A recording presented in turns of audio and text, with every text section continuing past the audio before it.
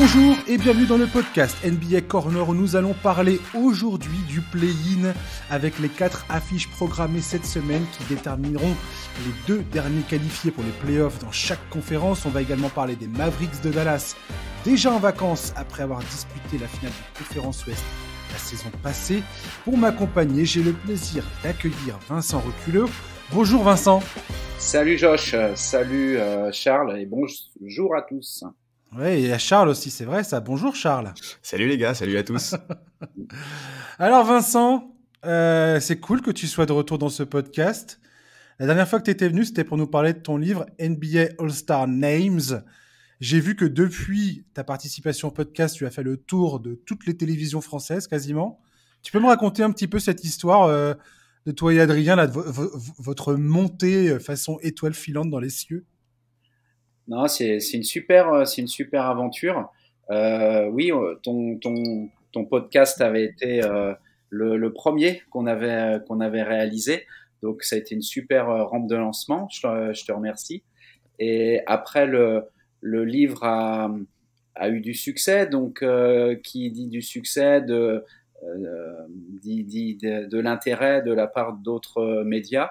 Donc c'est vrai que on a pu faire des radios, une télévision, d'autres podcasts très sympas avec plein de contacts avec plein de personnes de la communauté basket NBA. Donc c'est vrai que on a multiplié aussi les séances de dédicaces dans notre région. Donc ça a été c'est une super aventure qui continue d'ailleurs. Plus sympa que le NBA Corner podcast? Non, c'est pas possible ça. Non.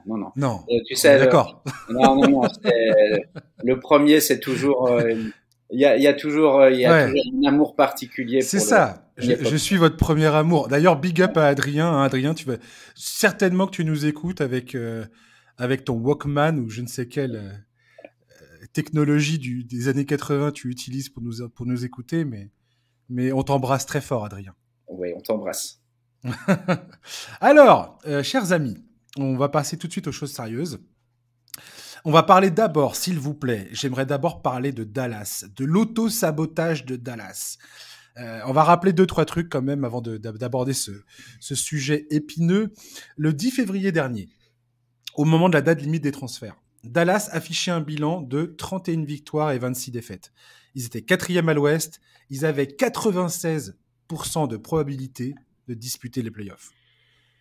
L'arrivée de Kyrie Irving devait permettre aux Mavericks, si ce n'est de jouer le titre, hein, on savait bien quels étaient les défauts de son arrivée, notamment défensifs, au minimum d'en faire un redoutable adversaire en playoff. Ouais, personne ne voudra rencontrer les Mavericks, ça va être offensivement incroyable et tout, ils vont vraiment poser des problèmes, ils peuvent gagner une série de playoffs, bref. On dirait pas comme ça, hein. Quand je dis ça, j'ai l'impression de dire n'importe quoi vu le résultat, mais bref. La saison passée, comme je l'ai dit tout à l'heure, Dallas était en finale de conférence face aux Warriors, après avoir éliminé les Suns de Phoenix, qui étaient la meilleure équipe de la saison régulière. Au second tour, un game set inoubliable, avec Luka Doncic qui marche sur l'eau. Quand tu vois ça, tu te dis, mais l'avenir est radieux du côté de Dallas. Il y a Doncic qui est au sommet de son art. Le gars, il a 24 ans. Je vois pas où ça peut merder. L'intersaison arrive. L'été, Jalen Brunson fait ses valises pour aller à New York. Là, on commence à voir un petit peu les difficultés apparaître.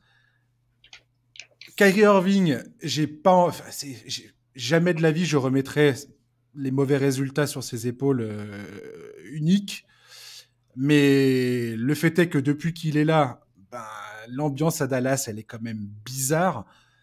De là à imaginer ce résultat, c'est quand même assez hallucinant de voir où on en est aujourd'hui. Là, la NBA va enquêter sur le tanking atroce qu'ils nous ont fait ces derniers jours, sachant que, de base, c'était pas parti pour être comme ça. Il y a aussi eu un flou dans la stratégie de Dallas, c'est-à-dire de pas jouer clairement. Au début, ils voulaient se qualifier pour le play-in, puis finalement, non. Ils ont fait ça de façon très grossière. Enfin bref. Vincent, je te pose la première question. Comment toi, tu as perçu cette saison de Dallas et comment tu expliques où ils en sont aujourd'hui? Bah, on connaît tous l'expression la classe à Dallas. Bah, là, je vais résumer la casse à Dallas. Euh, c'est c'est une grosse. Bon, voilà, la trade deadline, ça a été une grosse erreur de choper Kyrie Irving. Euh, L'équilibre était complètement détruit. Tous les observateurs l'ont dit. Euh,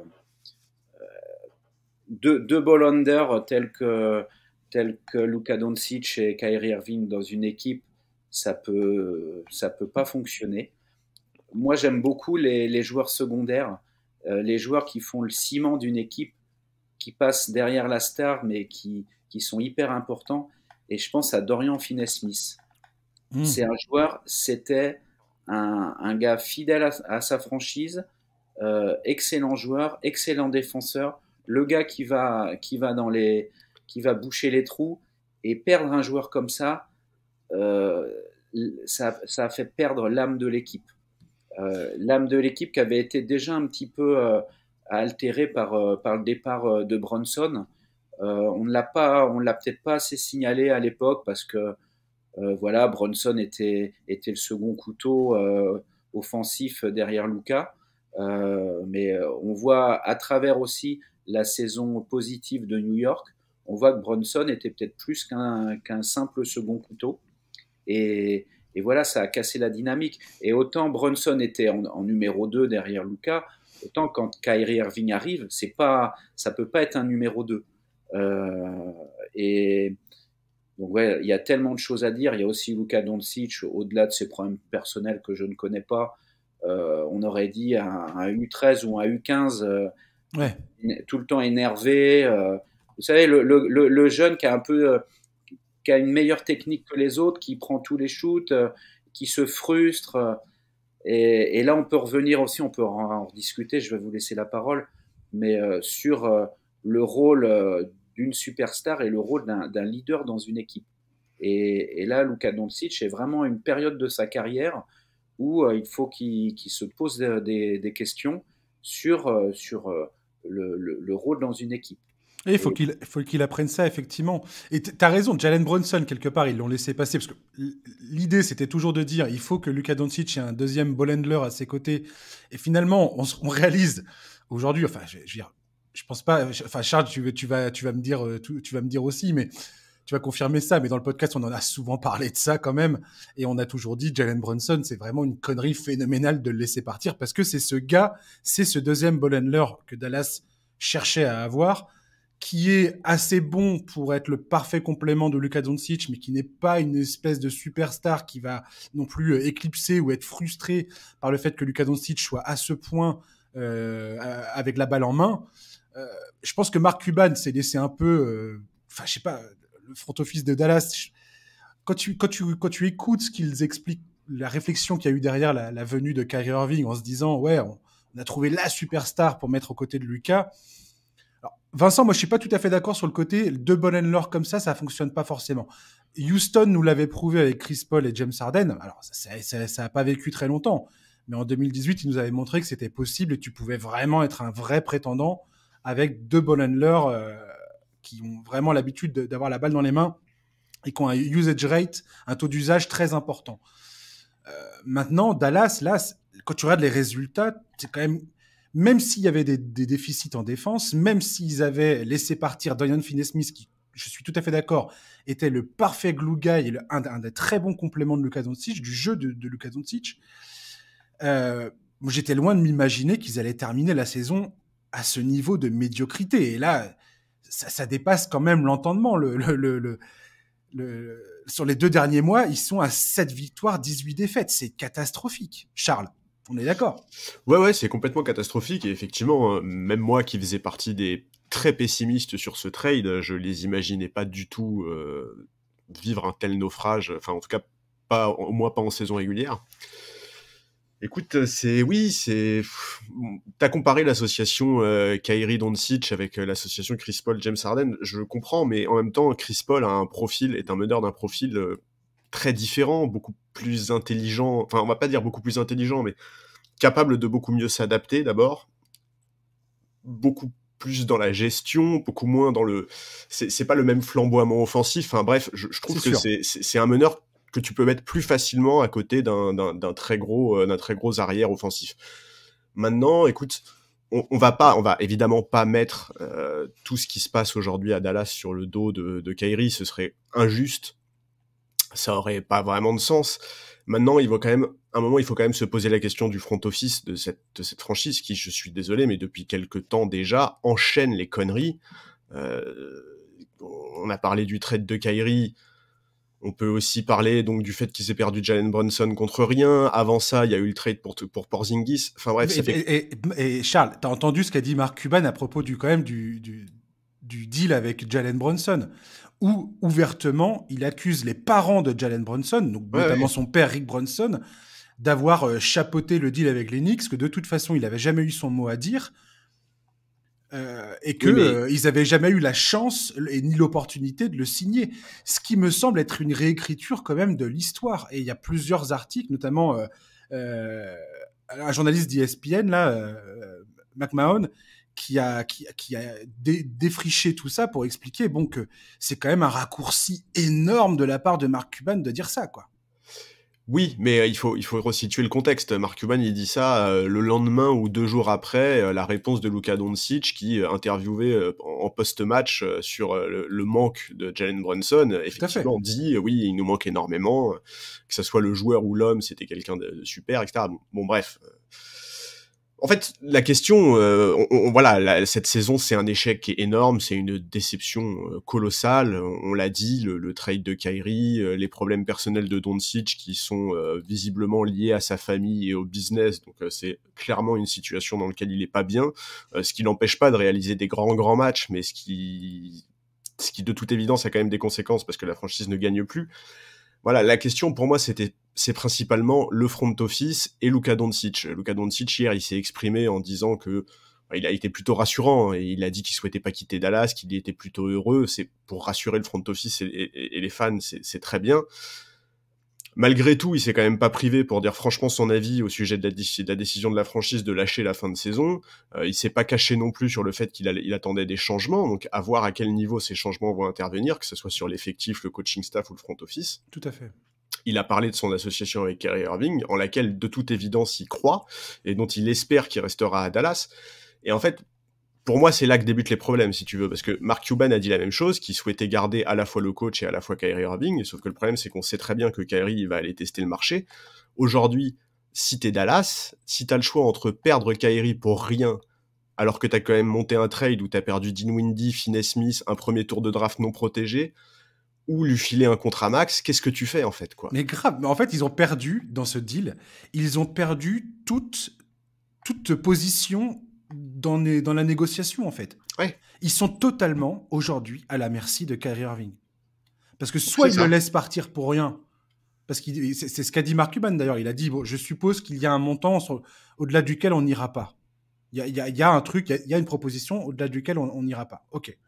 Une fois que tu as dit ça, ça veut dire quoi ? Ça veut dire que potentiellement, Kyrie Irving peut faire une proposition à Dallas, et Dallas de dire, finalement, donc la meilleure solution, ce serait de faire quoi ? Un sign and trade.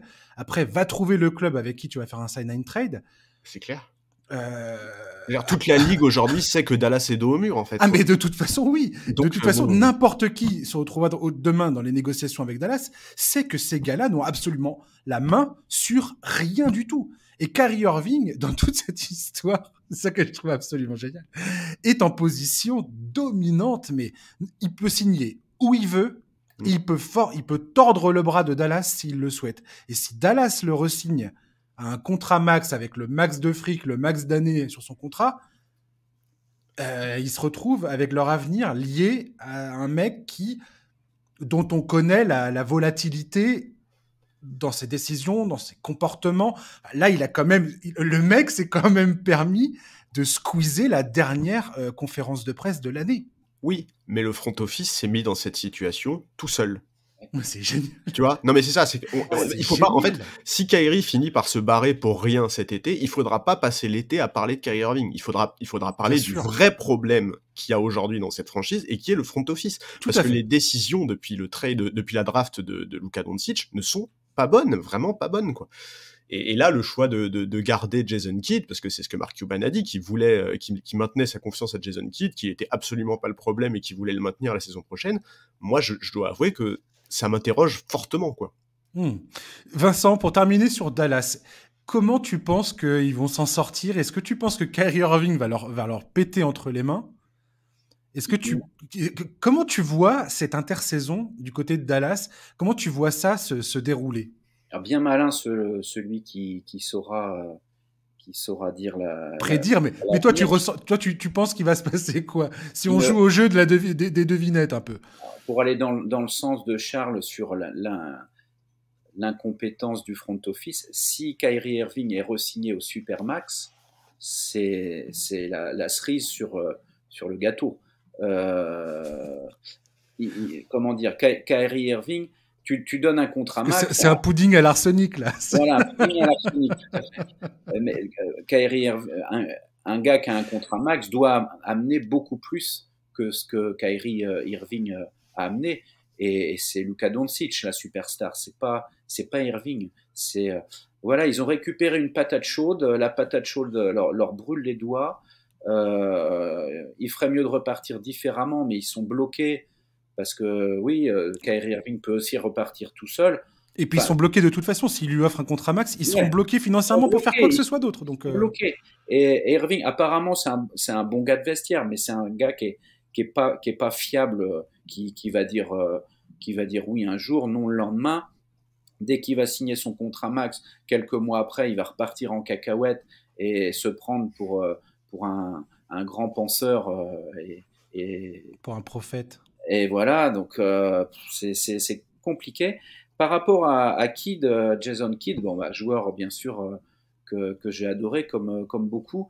Là se pose aussi la question de, on peut avoir été un très grand joueur et pas forcément un grand coach, et ça pourrait matcher, hein, un grand meneur qui coach deux grands arrières comme ça peut comprendre leur psychologie sur le terrain. Visiblement non, hein. Il l'a un peu avoué en disant qu'il était un peu spectateur comme tout le monde. C'est un peu un aveu d'incompétence. Je suis un peu triste, surtout par rapport à la saison passée. Oui. Voilà, Cuban lui signe sa confiance. Bon, ça veut pas forcément dire grand-chose, mais quand même, on a l'impression que voilà, il y a tous les ingrédients piquants, il faut les mettre ensemble, mais ça va pas aller. J'avoue que je sais pas du tout ce que ça va donner. Mais pour moi, il faut repartir sans Irving, mais sans perdre sa culotte. Ouais, on verra ça. Et je vois tous les médias américains. C'est l'air d'être très américain tout ça, de se dire où est-ce que Luka Doncic, parce que tu sais, il y a tous les articles sont sortis ce matin sur quelle est la prochaine destination de Luka Doncic, où va-t-il demander à être transféré, et ainsi de suite. Et ça me fait rire. Doncic, effectivement, il s'est voulu rassurant. J'ai l'impression que c'est pas trop dans sa mentalité de penser comme ça. Enfin, je veux dire, c'est très américain de voir le parcours d'une superstar comme un parcours qui mène forcément au titre. Et je sais pas si Doncic est exactement comme ça. Maintenant qu'ils perdent patience, c'est pas impossible, oui. Mais bon. Disons que l'année prochaine, c'est vraiment la saison de tous les dangers, quoi. Moi, je peux comprendre que là, Doncic, surtout s'il est englué dans des problèmes judiciaires avec des membres de sa famille, sur des histoires de business, etc., etc. Je peux comprendre qu'il ait pas du tout envie de passer son été à demander des trades, à foutre le bordel, etc., etc. Par contre, si la saison prochaine se passe mal, l'été 2024, il risque d'être très, très, très chaud à Dallas. Ouais, c'est sûr et certain. On verra ça. Allez, on va parler du play-in. Ça suffit de parler de Kyrie Irving, de Dallas et tout ça. Bonnes vacances à vous et à l'année prochaine. Enfin, bonnes vacances, ouais. Elles vont être bonnes, les vacances. Elles vont être bonnes, les vacances. Kyrie, ça va lui faire du bien, peut-être. Qui sait? Peut-être avoir une illumination. Qu'est-ce que j'ai pas dit là? Je dis n'importe quoi. Allez, le play-in. Dernière soirée mouvementée en NBA, c'est le moins qu'on puisse dire. On a eu les 4 affiches qui se sont révélées. Donc, mardi, on va avoir Atlanta qui va jouer contre Miami, à Miami. Les Wolves qui affronteront les Lakers. Mercredi, ce sera les Bulls qui joueront face à Toronto. Tandis que le Thunder se déplacera à la Nouvelle-Orléans. Détail amusant concernant le play-in. Vite fait, après on va parler de chaque match. J'ai découvert que les stats des joueurs, parce que je m'étais posé la question, les stats des joueurs ne comptent absolument pour rien, ni pour la saison régulière, ni pour les playoffs. En fait, depuis la création du play-in en 2020, désormais, toutes les statistiques seront comptabilisées dans la catégorie play-in. Vous voyez ce que je veux dire? Mais elles seront ni dans le bilan des joueurs en saison régulière, ni dans leur bilan play-off. C'est assez rigolo. Et deuxième détail que j'ai regardé, les huitièmes. Alors, historiquement, c'est pas très bien d'être huitième. Le septième s'est qualifié à chaque fois. C'est-à-dire que le septième dans l'histoire des play-in, c'est 4 victoires, 0 défaites. Le huitième, c'est une qualification pour 7 défaites. La seule équipe qui s'est qualifiée en étant huitième, c'est les Wizards en 2021. Ils avaient perdu face à Boston pour finalement se qualifier face à Indiana. La 10e équipe qualifiée est à 0 victoire, 4 défaites. Et c'est le 9e qui s'est le plus souvent imposé, 7 fois sur 8. Et donc, voilà. C'est marrant, ça colle tout à fait à mes pronos. Ouais. Potentiellement, parce que tu te dis, quelque part, les mecs, ils ont gagné le match face au 10e, donc ils sont dans un élan de win, tu vois, dans un élan de victoire. Donc, vendredi prochain, là où se jouera les 2 derniers matchs pour les 8e places, enfin pour la 8e place qualificative, on va peut-être avoir à l'ouest un nouveau duel entre les Wolves et les Pelicans. C'est pas par ça qu'on va commencer tout de suite. J'aimerais commencer par le premier match qu'on va avoir mardi. Atlanta face à Miami. L'an dernier, le Heat était à 2 doigts de retourner en finale NBA. Hein, ils se sont inclinés en 7 matchs face à Boston. Un an plus tard, à peu près, ils sont en train de jouer le play-in. Ils vont jouer face aux Hawks. Depuis 2 saisons, le Heat domine Atlanta. Atlanta, c'est une saison plutôt décevante. Hein. Quand Dejounte Murray se pointe à Atlanta, on pense tous que potentiellement, ça va apporter du mieux sur le terrain. Fast forward quelques mois plus tard, Nate McMillan n'est plus le coach, c'est Quinn Snyder qui vient de débarquer. Charlie, est-ce que tu crois encore en Miami pour ces playoffs ou pas? Est-ce que tu penses que Miami peut encore être dangereux ou est-ce que c'est mort pour eux? Je miserai jamais contre Jimmy Butler dans un match coup près, déjà, ça c'est clair. Non mais enfin tu vois, genre dans le contexte, pour le play-in, ouais. Voilà, Okay. pour le contexte du play-in, je miserai pas contre lui. Moi non plus. Après, en play-off, ce sera une autre histoire. J'ai beaucoup aimé cette équipe. Je suis pas sûr qu'elle soit suffisamment armée pour faire face à Boston en l'occurrence.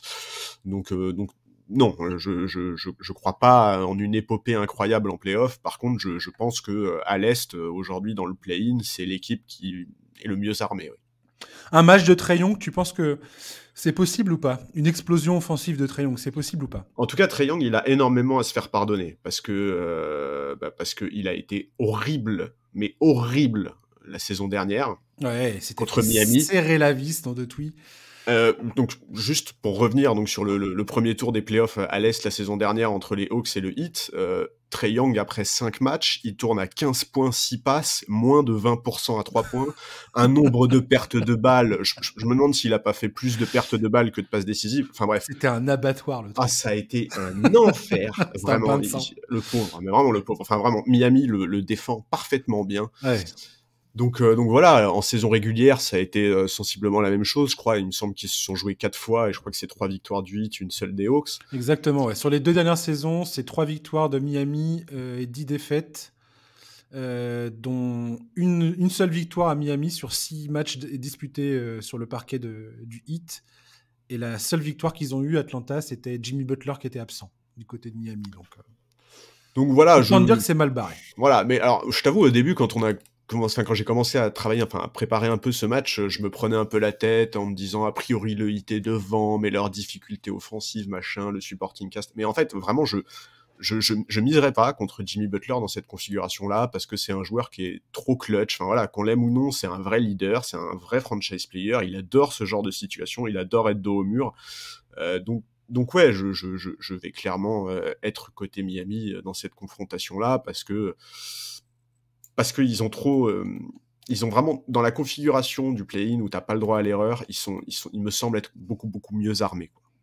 Vincent, c'est quoi ton sentiment sur ce duel Atlanta-Miami? C'est tout d'abord une opposition de style, hein, parce que Miami est deuxième défense, 30e attaque, et Atlanta est troisième attaque, 26e défense. Je rejoins Charles, Miami, même si ce n'est plus le Miami d'il y a 2-3 ans, est quand même beaucoup mieux armé. Il y a plus de probabilité qu'ils fassent un gros match en défense et qu'ils éteignent les feux follets d'Atlanta que l'inverse. Voilà. Donc avantage Miami et voilà, petite probabilité que les arrières d'Atlanta explosent sur un match, mais avantage Miami. Ouais, et puis Quinn Snyder, c'est quand même beaucoup lui demander. Le mec, il vient de débarquer sur le banc des Hawks. Ouais. Je vois même pas comment. Enfin, ça me semble être une tâche compliquée, surtout qu'en face, t'as Eric Spoelstra, qui est un des tout meilleurs coachs de la ligue, à la tête d'un effectif qu'il connaît parfaitement bien. Adebayo, Jimmy Butler, tu l'as dit, Charles, c'est quand même ultra solide. Je vois pas trop de scénarios. Voilà. Hormis voilà, un match de Trae Young où le gars Voilà. il marche Oui, sur voilà, les- à l'ego, quoi. Genre, Voilà, où le gars tout d'un coup il se venge de la saison dernière et il te plante un couteau dans le cœur du hit, quoi. Mais voilà, mais de toute façon, l'arrivée de Quinn Snyder, enfin voilà, on sait bien que l'idée, c'était pas, il y a pas eu de changement fondamental à son arrivée. L'objectif, c'est pas cette fin de saison. L'objectif, c'était qu'il puisse se faire la main avec cet effectif, qu'il puisse se faire une idée précise des joueurs sur lesquels il va pouvoir compter, exactement. sur lesquels il va pouvoir s'appuyer. Cet été, l'effectif va bouger et l'objectif, il est principalement la saison prochaine, quoi. Ouais. Complètement. On va passer à Minnesota face aux Lakers de Los Angeles. Rudy Gobert sera-t-il présent pour le match de ce mardi ? Personnellement, je pense que oui. Le pivot français s'est déjà excusé auprès de ses coéquipiers, de l'organisation et des fans. Cal Anderson s'est également exprimé pour dire qu'il était prêt à laisser l'incident derrière lui. Pas sûr que Minnesota décide de suspendre Gobert à ce moment de la saison. Finalement, j'ai envie de dire que le plus coûteux lors de cette victoire face aux Pelicans, c'est la blessure de Jaden McDaniels, qui s'est fait une Amaris Stoudemire en se fracturant la main après avoir frappé contre un mur en rejoignant les vestiaires à la mi-temps, juste après l'incident entre Gobert et Kyle Anderson.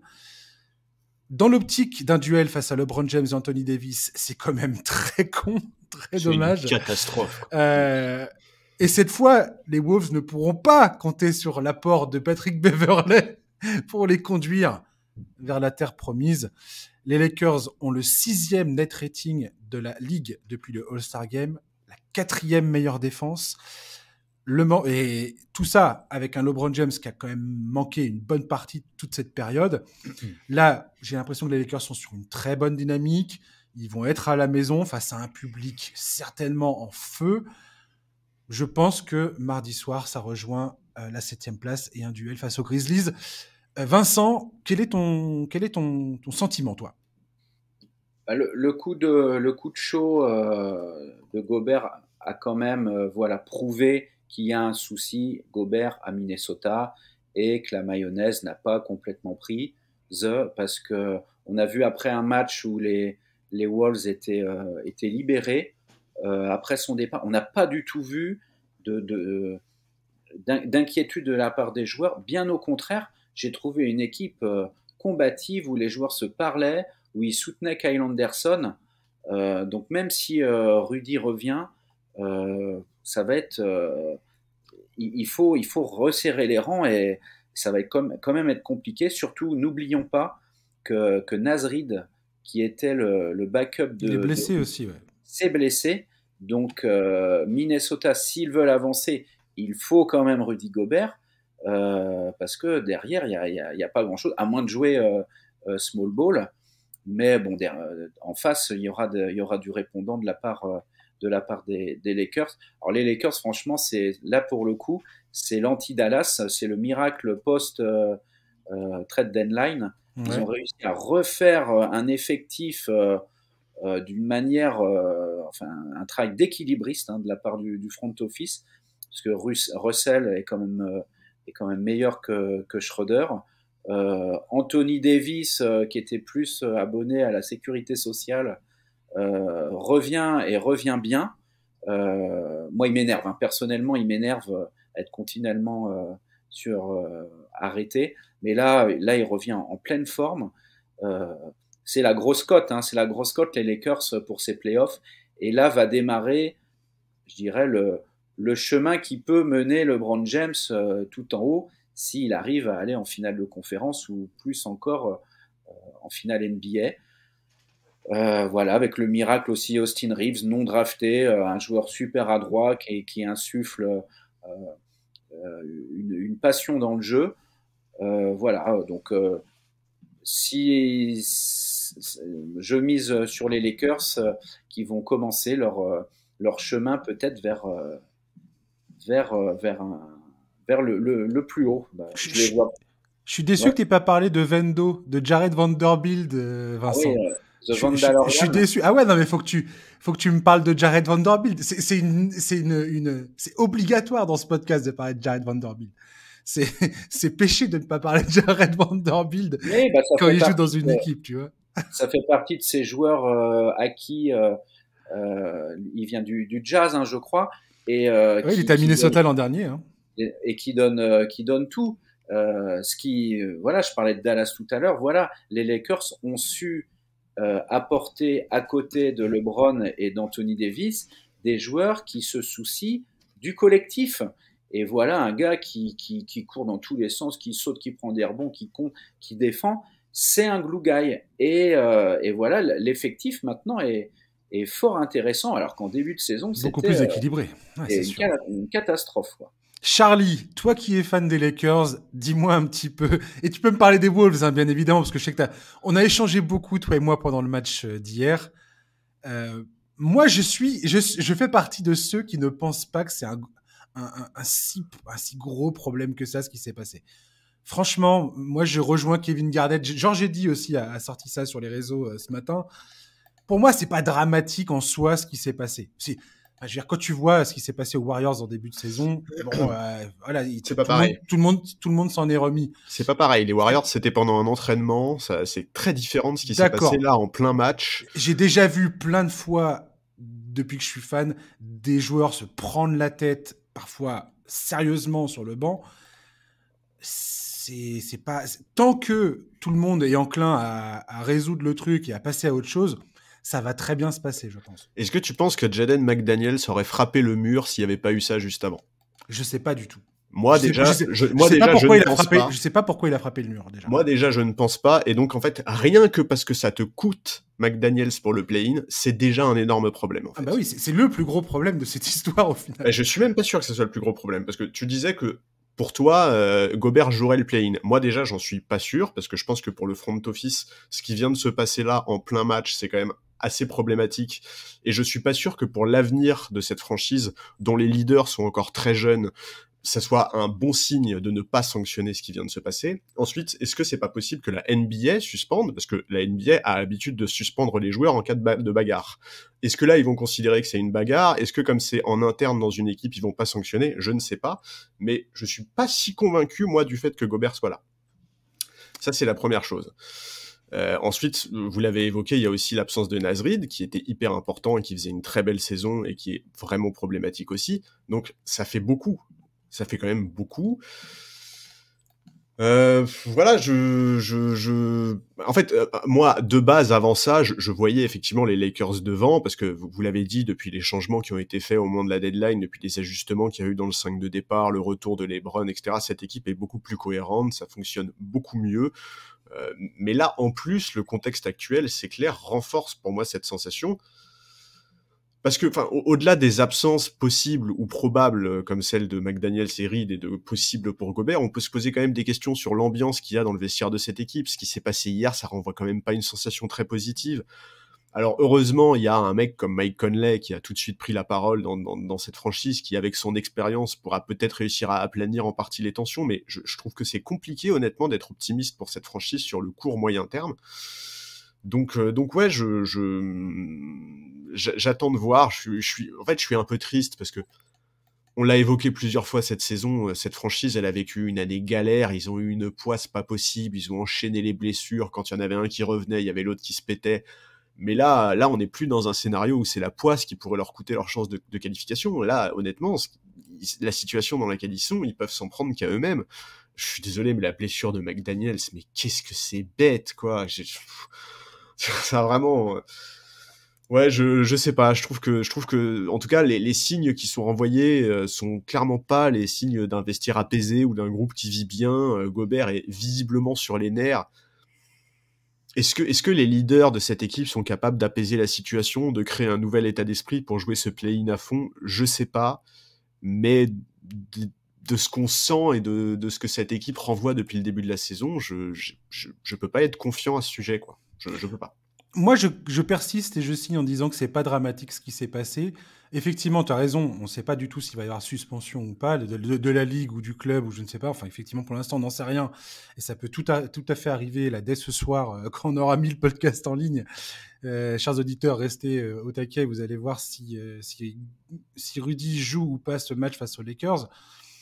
Au final, peu importe. Moi, je suis persuadé que les Lakers, de toute façon, ont la main sur ce match. L'absence de Jaden McDaniels pour défendre sur LeBron James et n'importe qui prendrait feu du côté des Lakers est un immense problème parce que McDaniels pouvait défendre et sur LeBron et sur Anthony Davis. Et à partir du moment où tu n'as plus ce mec-là qui est capable de faire ça, c'est chiant.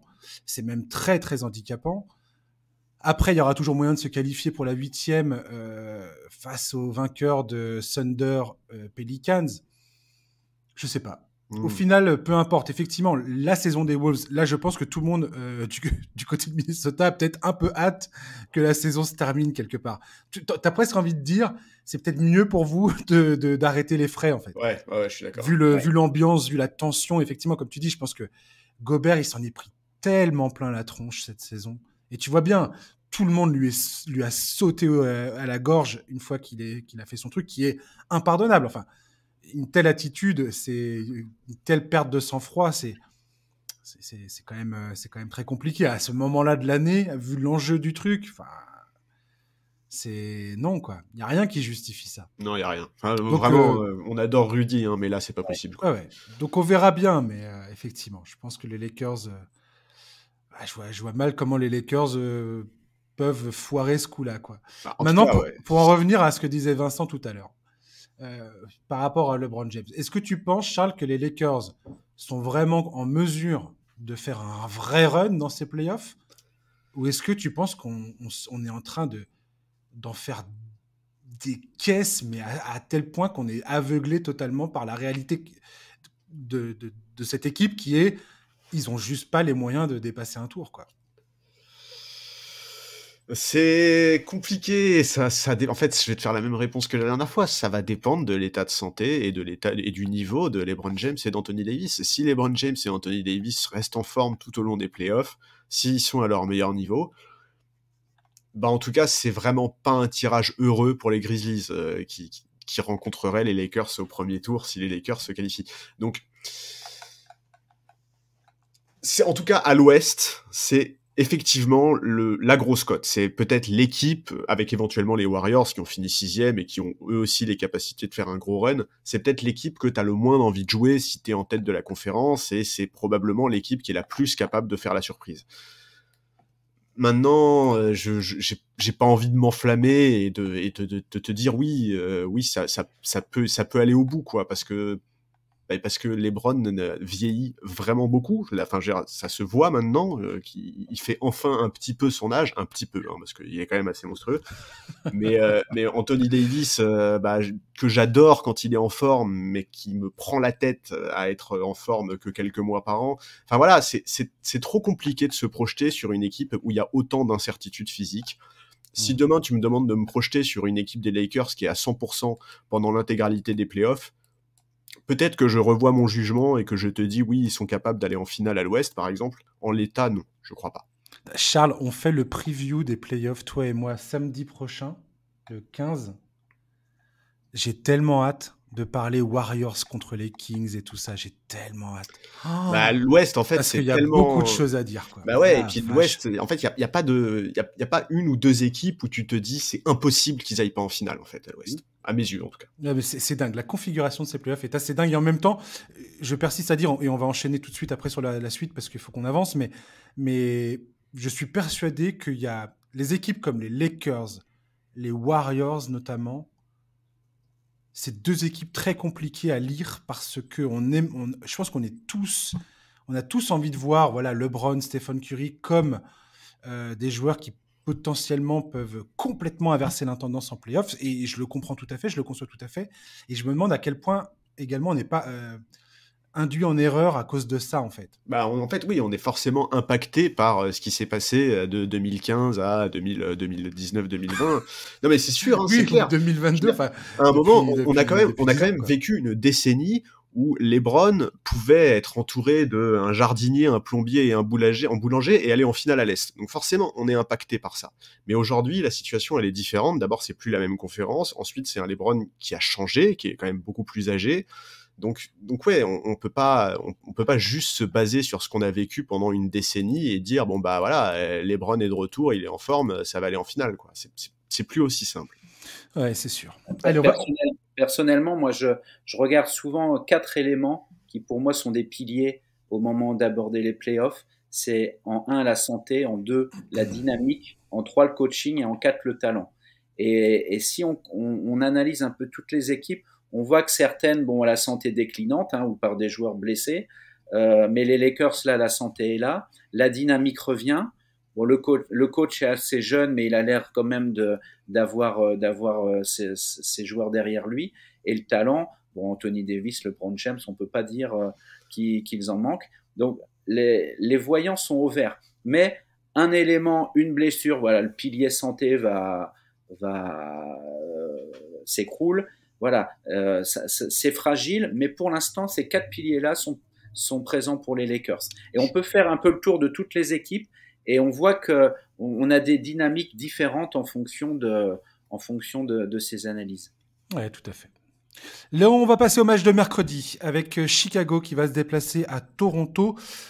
Ce match va voir le play-in MVP, le meilleur joueur all-time du tournoi play-in, Patrick Beverley, affronter les Raptors.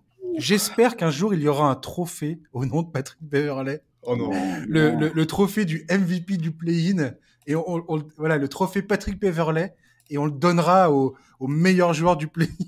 Vraiment, je pensais ne jamais entendre cette phrase. J'espère qu'un jour, il y aura un trophée au nom de Patrick Beverley. Alors là, vraiment, je pensais jamais entendre ça de ma vie. Mais attends, mais c'est ce mème de Patrick Beverley qui chiale et qui salue la foule de Minnesota l'an dernier parce qu'ils ont réussi à se qualifier au play-in. Ce truc-là, je suis mort de rire à chaque fois que je vois ce truc. T'as l'impression que le gars a remporté le titre, quoi. Ouais. Et je trouve ça génial. Bref. Chicago peut-elle devenir la première équipe de l'histoire du play-in, justement, grâce à Patrick Beverley, donc? Non, on va être sérieux. À s'imposer en étant 10e de sa conférence. J'ai envie de dire que c'est pas complètement impossible. Depuis l'All-Star Game et l'arrivée de Patrick Beverley, donc, le 21 février dernier, les Bulls possèdent la première défense en termes d'efficacité de toute la ligue, selon NBA.com. Et je rappelle qu'il y a Nikola Vucevic et Zach LaVine dans cet effectif. Spoiler alert, Billy Donovan est un excellent coach. Merci pour lui. Et tant pis pour les rageux qui pensent que ce n'est pas le cas. Bref, ils ont également le 3e net rating de toute la ligue derrière Boston et Golden State. Après avoir dit ça, je ne sais pas plus quoi penser de cette équipe, personnellement. Je suis incapable de vous dire ce qui va se passer. Mais quand tu regardes les chiffres comme ça, un peu bruts, depuis le All-Star Game, Chicago est hallucinante. Ils ont des chiffres qui te laissent penser que c'est une des 10 meilleures équipes de la ligue bientôt, quoi. Et ça, je ne m'attendais pas à ça quand j'ai préparé cette émission. En face, tu as les Raptors, qui ont parce que eux, ils vont jouer à domicile. Leur bilan à domicile cette saison, c'est 27 victoires, 14 défaites, dont 2 victoires face aux Bulls. Mais là, tu as cette espèce d'ambiance un peu à la con, avec les négociations autour de Nick Nurse. Va partir, va pas partir. Masai Ujiri qui est en train apparemment de poser ses yeux sur Ime Udoka pour le faire venir coacher l'équipe la saison prochaine. Il y a tout cette espèce de machin qui brasse là. La saison de Raptors, elle est pas folle. Franchement, je sais pas quoi penser de ce duel. Charlie, tu dis quoi, toi, Chicago-Toronto? Je dis que ouais, c'est probablement la confrontation dans ce play-in qui est la plus compliquée à juger. Écoute, moi j'ai tendance à mettre quand même Toronto un peu devant. je trouve qu'en fait, ils ont trop d'atouts pour gêner les Bulls. Je veux dire, physiquement, cette équipe de Toronto, elle a des espèces de frics absolument terribles, avec une longueur pas possible. Grave. Je trouve que collectivement, ils sont plus au point, plus cohérents. Je trouve que les Bulls sont encore très dépendants de Lavine et DeRozan. Et DeRozan, moi, je vais vraiment le regarder très près. D'abord parce que il faut quand même se rappeler que DeRozan, il a passé 9 ans à Toronto. C'est la première fois qu'il les retrouve dans une série éliminatoire depuis son départ. Donc, il va forcément être scruté. Ça serait hallucinant. Le storytelling du truc, quoi. C'est une équipe, Toronto, c'est une équipe qui défend extrêmement bien sur lui. Et d'ailleurs, sur les 3 matchs qu'il y a eu cette saison, il a jamais dépassé les 20 points contre eux. Donc, voilà. Moi, dans l'ensemble, en fait, moi, je vais être très franc. Toronto, pour moi, ils ont un vrai coup à jouer dans ce play-in, et je pense que c'est une équipe qui intrinsèquement vaut mieux qu'une 9e place, et que dans un bon soir, et quand je dis dans un bon soir, je parle dans un bon soir en attaque, je pense que c'est une équipe qui peut battre vraiment beaucoup, même de gros, quoi. Le problème, c'est l'attaque. C'est une des pires équipes de la ligue en termes d'adresse. Les stats avancées font flipper, vraiment, dans tous les secteurs offensifs quasiment, ils sont horribles, que ce soit l'adresse extérieure, les pénétrations, ils sont en difficulté partout, et ça les empêche de capitaliser sur leur défense. Mais ouais, je sais pas, j'ai envie de croire en eux sur ce play-in, d'abord parce que je suis pas très convaincu par leurs adversaires, que ce soit les Bulls, malgré tout ce que t'as dit avant, ou un éventuel adversaire au second tour. Donc ouais, je sais pas, je vais rester sur Toronto. C'est une équipe qui est expérimentée, il y a plusieurs joueurs qui ont vécu l'épopée victorieuse de 2019. Je crois toujours en Nick Nurse, malgré sa situation contractuelle que tu as évoquée. On sait qu'il va faire un point sur son avenir cet été, etc. Mais si je fais le tableau des forces et des faiblesses des deux équipes, je trouve que Toronto est devant, même si voilà, offensivement, je reste très gêné par leur production. Je trouve qu'ils ont vraiment trop de matos pour gêner les Bulls, et surtout, je suis pas sûr que Chicago puisse trouver les solutions à un mauvais match de DeRozan. Je me mouille, moi j'annonce Chicago, parce qu'il y a Patrick Beverley en face. Oh là là, je suis bien d'accord. Vincent, à toi. Je suis d'accord avec toi, Vincent. Oh, quelle horreur. Justement, je voulais en parler. Non, mais arrêtez avec Patrick, laissez-le tranquille.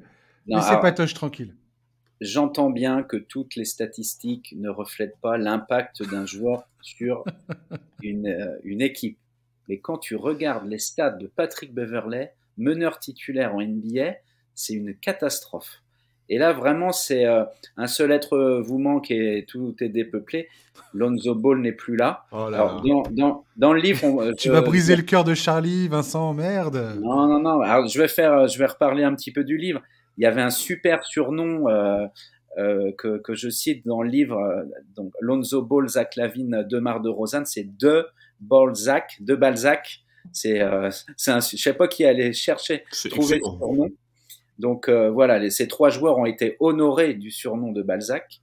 Mais là, voilà, il manque à ce trio, il manque Lonzo Ball qui a du talent, et voilà, et Beverley, voilà, il aboie, mais il est cramé, Patrick Beverley. Et voilà, Chicago va souffrir à Toronto. Est-ce que DeMar DeRozan, qui est un superbe joueur, j'aime beaucoup parce que j'adore les shooters mid-range, mais est-ce qu'il va supporter la pression à Toronto? Il y aura beaucoup d'émotions. Le public canadien est très très chaud. Donc je suis comme Charles, moi je mets une pièce sur Toronto, qui a passé un peu la saison sous les radars. On n'a pas trop parlé de Toronto. Voilà, ils étaient dans le ventre mou.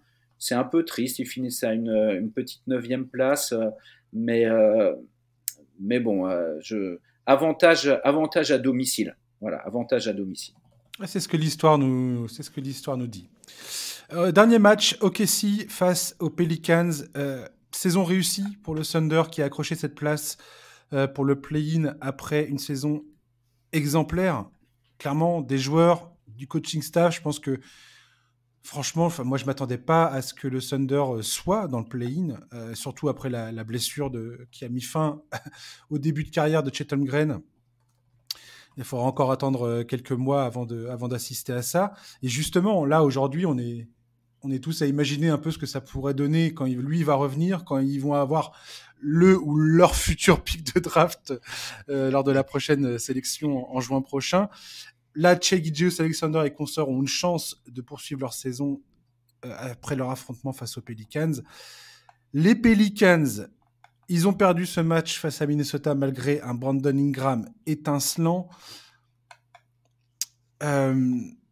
J'étais extrêmement déçu de les voir cafouiller cette rencontre parce que je pensais vraiment qu'ils pouvaient se qualifier. Et je crois que s'ils gagnaient, c'est ça, ils accrochaient immédiatement la 5e place. On aurait eu un Suns Pelicans avec un retour potentiel de Zion et ça m'aurait et de Alvarado pour le premier tour. Ça me faisait vachement saliver. Mais bon, ça sera pas le cas. Voilà, les Pelicans, peut-être donc il y aura ce match Pelicans-Wolves acte 2 vendredi prochain à l'Ouest. Vincent, OKC, Pelicans, c'est quoi ton sentiment sur cette rencontre? Qui a l'avantage selon toi? Moi, c'est cette rencontre qui me pose le plus de soucis à analyser. Déjà parce que je dois faire un mea culpa lors de mon premier passage dans le podcast. J'avais dit que l'équipe du Thunder ne m'intéressait pas beaucoup et que j'avais du mal à voir sa cohérence et son projet. Voilà, c'était une analyse pourrie. Bilan plus 15 victoires pour le Thunder. Une grosse surprise, une équipe derrière un leader qui a marché sur l'eau cette année. 51% de réussite pour Gilgeous Alexander. Une équipe sans vrai centre, beaucoup d'ailiers, ailiers forts. Une équipe qui court beaucoup, qui joue pas du tout à l'ancienne. C'est vraiment le basket moderne où ça tourne beaucoup, où les joueurs peuvent être dans peuvent occuper beaucoup de postes. Donc voilà, je sais pas trop quoi m'attendre face à la Nouvelle-Orléans, qui elle, à l'inverse, étant donné qu'Alvarado, le meneur, est blessé, il n'y a pas de réel meneur. C'est un peu McCollum qui occupe ce poste pour l'instant. Zion n'est pas là, donc je me réfère par rapport à mes 4 piliers. La santé n'est pas là, mais la dynamique est pas mal, avec un Ingram toujours un peu sur courant alternatif, mais qui est extraordinaire les jours où il est présent. Je sais pas si on réalise bien à quel point Ingram il fait une fin de saison mais majestueuse. Ouais. C'est incroyable. C'est hallucinant. Si les Pelicans n'étaient pas en train de se battre pour le play-in et qu'il y avait Zion et que tout allait bien, c'est chiant les Pelicans parce que Dieu sait que j'aime cette équipe. Mais Ingram, je sais pas, il pose des perfs depuis 2 mois bientôt là.